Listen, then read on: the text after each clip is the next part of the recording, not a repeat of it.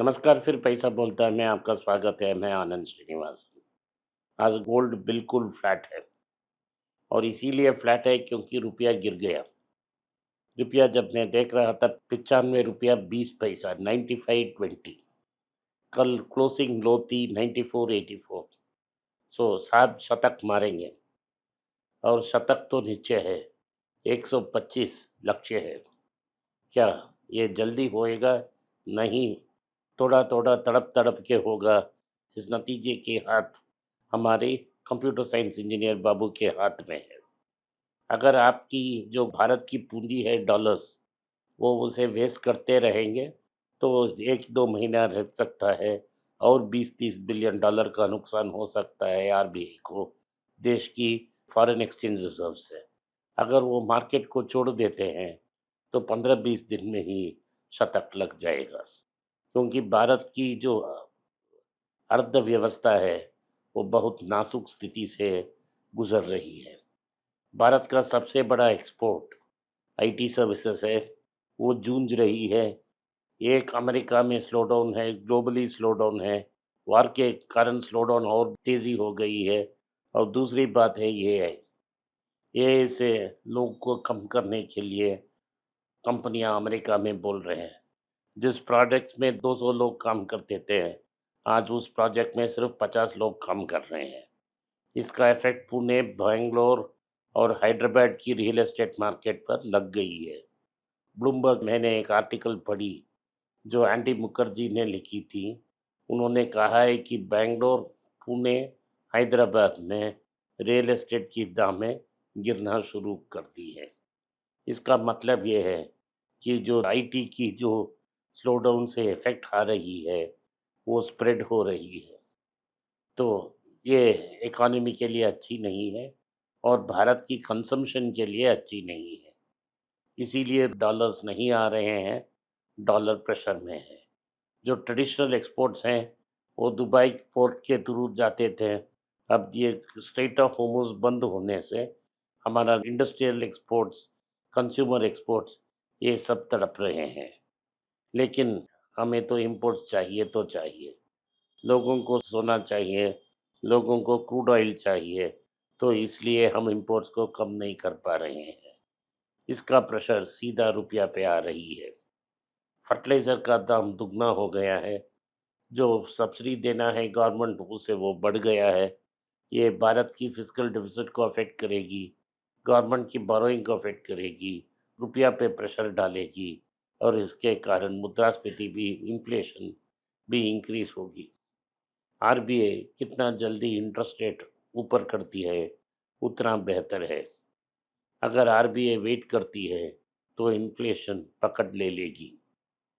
Oil ने आज कच्चा तेल ने $120 एक बैरल का फ्यूचर्स मार्केट में क्रॉस कर ली है। स्पॉट में तेल नहीं है, अगर तेल भी है तो 130 $135 में मिल रही है। यूएस और ईरान की वॉर लगभग 2 महीने के थोड़े ऊपर हो गई है। इसका टोटल कॉस्ट $25 बिलियन अनुमान हो रहा है। अभी तक एंड होने का कोई नाम और निशान नहीं है। ट्रंप ने ईरान की ऑफर को रिजेक्ट कर ली है और बोला है कि ब्लॉकेड कंटिन्यू करेगा। तो इसका मतलब है कोई वापस नहीं लेगा अपना पोजीशन को, तो पीस टॉक्स नामुमकिन है। रशिया ने कहा है वो ओपेक प्लस पे रहेंगी। यूएई बाहर जाने के बाद भी वो ओपेक के साथ काम करेंगे। फॉरेन पोर्टफोलियो इन्वेस्टर्स ने पिछले साल कितना भी बेचा, उससे ज़्यादा पहले 4 महीनों में बेच लिया। 1,88,000 करोड़ बाहर लेके चले गए हैं। ये भी एक कारण है रुपया नीचे गिरने की। भारत में बिजनेस कम होगी, अर्निंग्स कम होगी, इसका अनुमान पिछले साल से था। अब ये ईरान और यूएस की जो लड़ाई है, वो हमारा मुश्किल है बढ़ा दी है।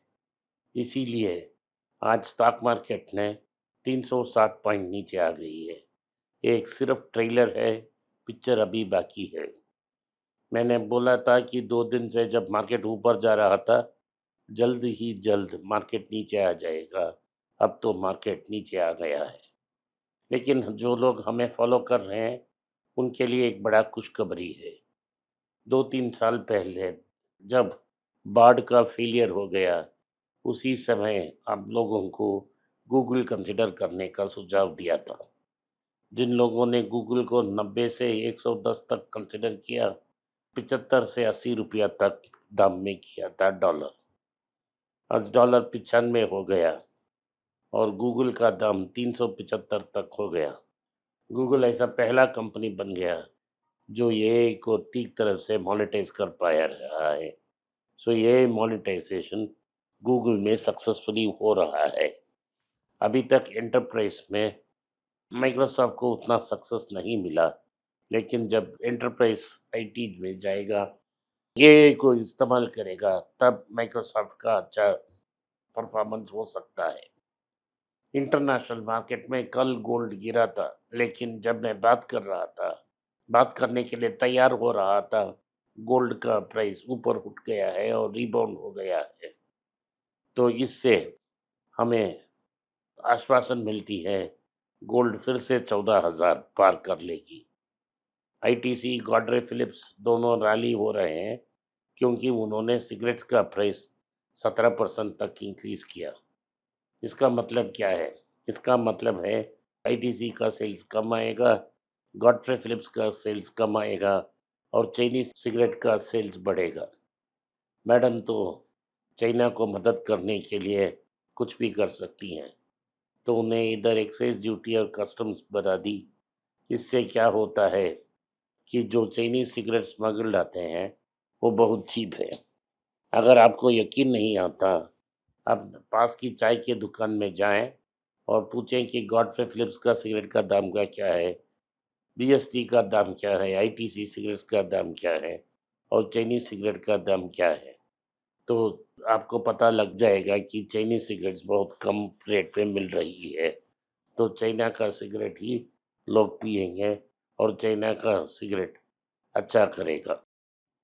टाटा ट्रस्ट ने एक मीटिंग बुला ली है जो 29,000 करोड़ का नुकसान हुआ है डिजिटल और एयर इंडिया में, उसका रिव्यू लेने के लिए और ये भी क्लैरिटी लाने के लिए कि अगर आरबीआई का परमिशन नहीं मिला तो टाटा सन्स को कैसा पब्लिक लेके जाएंगे। टाटा मोटर्स ने कहा है कि उन्होंने 144 पेटेंट्स फाइल किए हैं ताकि उनकी जो आर&डी की स्पेंडिंग आई है उससे वो मुनाफा ला सकें। टाटा ने 144 पेटेंट्स फाइल की हैं।